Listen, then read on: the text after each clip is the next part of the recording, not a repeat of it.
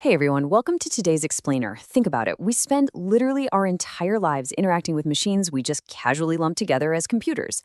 But today, we're actually going to decode the vast, fascinating spectrum of computing that exists far beyond those glass screens on our desks. We're going to dive into the exact taxonomy of how these machines are built, processing data, and ultimately categorized. It raises a really interesting question, right? Computationally speaking, do you actually know what fundamentally separates the smartphone sitting in your hand from a massive, room-sized supercomputer? Like, where exactly is that dividing line? Well, today, we're going to break down the DNA of these machines to find out. So here is our roadmap for today. First, we'll meet the modern computer. Next, we'll look at how computers process data. And finally, we'll map out the computing size spectrum. All right, part 1. Meet the modern computer, from conception to calculation. At its absolute most basic level, what are we talking about here?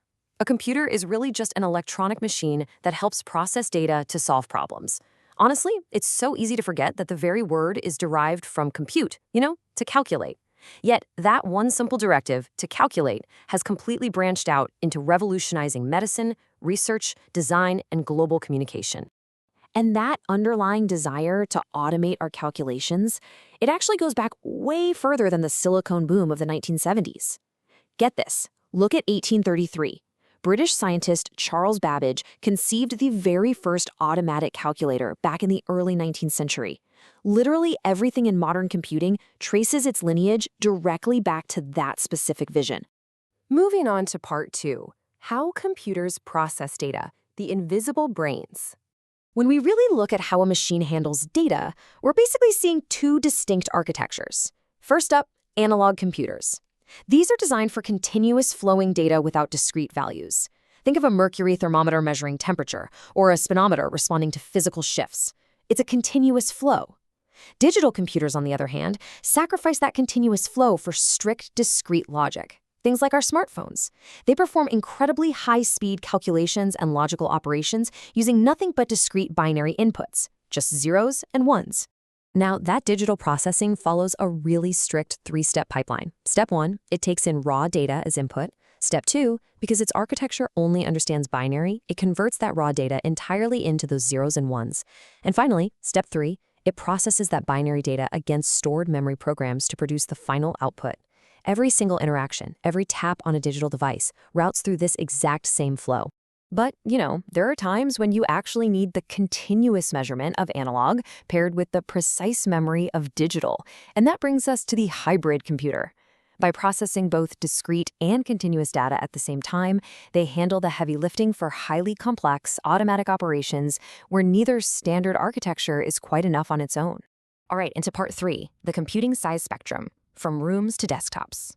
So, based on physical footprint and overall capability, the computing ecosystem is officially categorized into 5 distinct tiers. We've got supercomputers, mainframe computers, mini-computers, personal computers, or PCs, and workstations. Let's take a macro to micro look at exactly where each one fits. Starting at the absolute extreme end of the spectrum, we have supercomputers. These things are colossal calculating engines. They are the biggest, fastest, and definitely the most expensive computers out there, built with immense storage capacity, specifically to process the most staggeringly complex jobs imaginable. It's kind of wild to think about, but the very first recognized supercomputer was actually discovered by Roger Cray way back in 1976. And let me tell you, the global race to scale up that kind of processing power absolutely hasn't slowed down for a single day since. Now, you don't build a machine this massive without a monumental problem to solve. These systems are out there doing intense scientific research, tracking satellites, and exploring the solar system. They're crunching massive data sets for global weather forecasting and creating intense graphic images. They handle heavy engineering design and testing. They're even deployed to manage complex online currency, like Bitcoin in the stock market. Basically, they exist to comprehend data sets that are simply way too vast for standard logic. Stepping down just slightly from that, we hit the machines that actually run enterprise business. Mainframe computers are these large-sized machines that use time sharing to support 100 or more users simultaneously, making them the absolute backbone of the banking and telecom sectors. Then, right below that, you have mini computers. Now, despite the name, they're actually mid-range, multi-user systems much larger than a home PC. They were originally designed to compete computationally with mainframes, just at a slightly smaller scale. Bringing things right down to the individual level, we have personal computers, also known as microcomputers. Unlike those massive multi-user mainframes, PCs are strictly siloed for individual domestic and official use.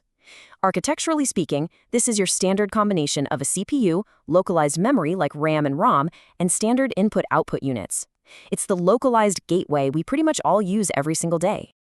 And that brings us to the workstation.